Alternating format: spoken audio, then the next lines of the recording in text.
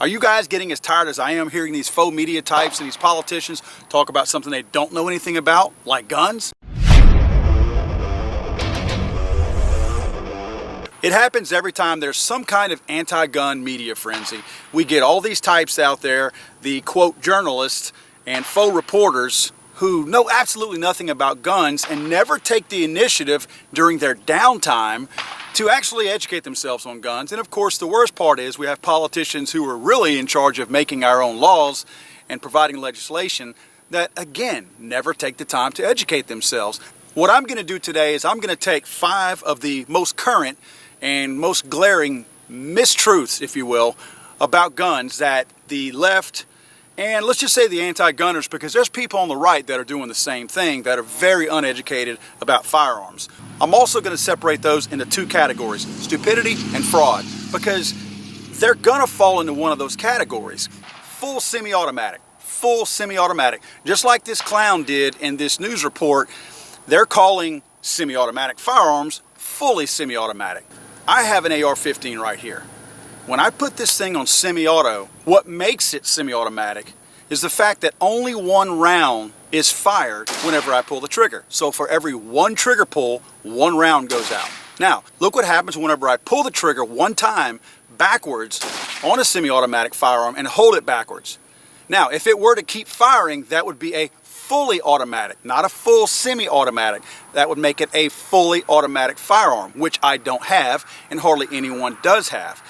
There's no such thing as full semi-automatic. It's either semi-automatic or it's automatic. Calling something fully semi-automatic is trying to be deceitful and get you to think that, oh, I'm correlating it now with fully automatic, so if I throw that word fully in there, I'm going to actually trick some people into thinking that I'm really describing a fully automatic. And of course, no one out there should have a fully automatic, right? So they're trying to demonize a standard firearm, a standard semi-automatic firearm, by putting the word fully in front of it. Now, that's not stupidity. That's going to fall into the category of fraud. It's outright fraud. These guys know what they're doing.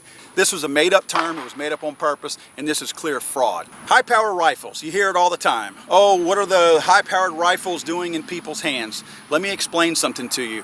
Those of you out there that think a high-powered rifle or an AR-15 or a 223 5.56 round is such a deadly round, I want to explain something to you. You know how a lot of you out there always try to lean on the thing of hunting? Oh, you don't need that to hunt?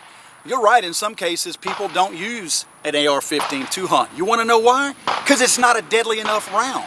There are states in the United States that will not allow you to hunt with an AR-15 shooting a 223 round because it is not deadly enough. It is known to wound animals in many cases, and the animal can run off and stay alive and eventually die off somewhere, or it's obviously wounded somewhere. There's nothing high-powered about a 5.56 or a 223 round being shot out of an AR-15 because, again, in many cases, states disallow you to even use those because it's not deadly enough to kill something. In this instance, I'm going to say that they're probably stupid whenever they say high-powered.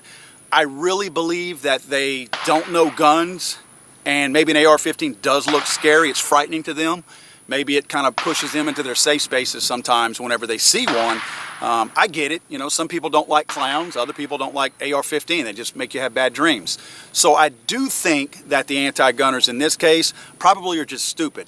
I don't think they're trying to be fraudulent. I don't think they realize what they're saying is not true. So in this case, I'm going to give them a pass on the fraud side and say that they're just stupid. Gun shows don't do background checks. This one right here is going to have to fall into fraud and stupidity because some people know this. They got to. It's too obvious and it's too easy to find out. For those of you out there that keep perpetuating this lie and this myth that gun shows do not perform background checks, first of all, you're throwing a gun show, making it sound like it is one entity. If you've ever been to a gun show, there are many, many people selling guns in there. There are booths set up in there that people are paying money for, and they're paying to be in there to sell their wares, whatever they might be. Magazines, ammo, firearms, relics, things of that nature, knives, all of that. Well, there might be 100 vendors, let's say 50, just for the sake of, a smaller gun show.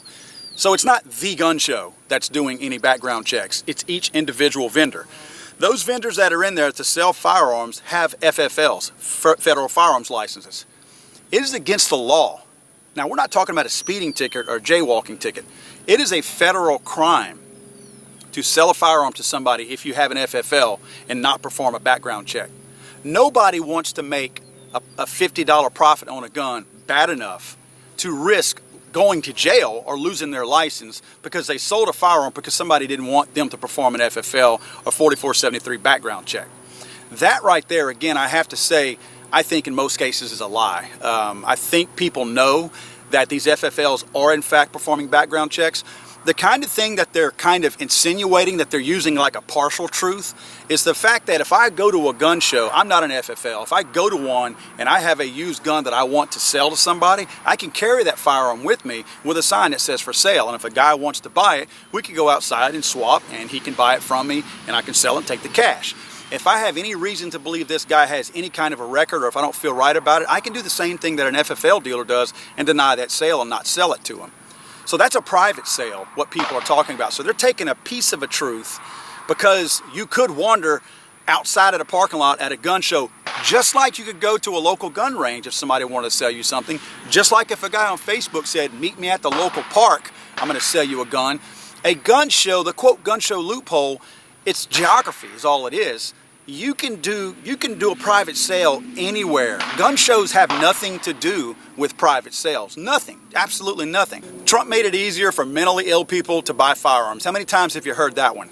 Okay, what the real law was that Obama did on his way out, I think it was December on his way out of office, he tried to pass something that from the IRS that said if somebody was taking care of someone's finances for them, between the ages of 18 and 65, that had to be reported and that could prevent someone from purchasing a firearm. Now, you tell me, does that make somebody mentally ill? Think about this. If somebody has somebody else taking care of their finances, I'm 50 years old. I forget to pay my DirecTV bill and other things. That doesn't mean I shouldn't own a firearm. If I have a bill that I don't pay on time, does that mean that I'm mentally ill and that I shouldn't own any firearms? Are you serious? Again, I got to put this one in the category of stupidity and in fraud because the politicians, hopefully they know this. I know most of them don't read the laws that they pass, but a lot of them do know this. And they do know that that's not what Trump did and that's not what Obama did and that this is not opening the door to mentally ill people. Actually, the people that it actually protects and allows them to continue owning firearms, none of the people who have been involved in mass shootings would have fallen in that category. So the miracle law that supposedly Obama had passed and that Trump undid wouldn't have applied to any of the mass killers that we had out there. Lawrence O'Donnell of MSNBC recently stated that a bullet from an AR-15 travels 3 times faster than the bullet from a pistol or a handgun, and therefore that made it completely unfair for Donald Trump to want to arm teachers with a handgun because their bullets were going to only be flying a third as fast as that from an AR-15 in the event they got into a shootout. Okay, we did the math. Assuming a worst case scenario where a 55 grain .223 bullet is going to travel at 3,240 feet per second, then a handgun round, a 9mm 115 grain round, is going to travel at 1,250 feet per second. So Lawrence, his math was okay. It's just about, he did embellish a little bit, but it's just about 3 times. That's worst case scenario between the difference of the 2 rounds. Now, assuming that 10 yards is your standard contact point where you're going to engage somebody from a hostile standpoint, that's 30 feet, right? Okay, if we take 3,240 feet per second, which is what the AR-15 round is flying at, that makes it reach its target of 30 feet in 0.009 seconds. Now, we take the handgun, apply the same math to the handgun. Again, remember, it's flying at 1,250 feet per second. To go that 30 feet, it will take it 0.024 seconds. So the AR-15 round is going to make it there in 0.009 seconds, where the handgun round gets there at 0.024 seconds. What a huge difference that makes. I'm not sure if Lawrence is suggesting that maybe the teachers won't have the opportunity to jump out of the way of the bullet, but he's making the case saying that the handguns put you at a disadvantage with the teachers because if the guy's shooting an AR-15, you're much slower. Let me tell you something. With that bullet traveling that fast and that short of a distance, you could shoot a pellet gun and have just as much of an advantage because the milliseconds that it takes in difference in time makes no difference and puts nobody at a clear advantage or disadvantage. Now, because I know these news types are usually deceitful, I automatically want to put his in the category of fraud. But I think Lawrence is probably a little bit stupid. So we're going to actually give him a half mark in each. I don't think he's completely being fraudulent, although that's his goal. I also think he does have a tad bit of stupidity embedded in him incessantly that he can't stop and he can't help. So we're going to have to let him straddle this fence on this one. Guys, it's up to us to get the information out there to the right people. There's too many liars out there. There's too many frauds out there. And let's face it, there's stupid people too. I tend to give the stupid people a pass because there's some things that I don't know about that I don't pretend to know about. The thing is, I don't try to talk about things that I don't know about. The recent bridge collapse over in Miami, Florida. That's a terrible thing. But you know what? I'm not over here acting like an engineer and telling you what went wrong and what needs to be done in the future to fix things like that from happening again, to prevent things like that from happening again. You know why? Because I don't know.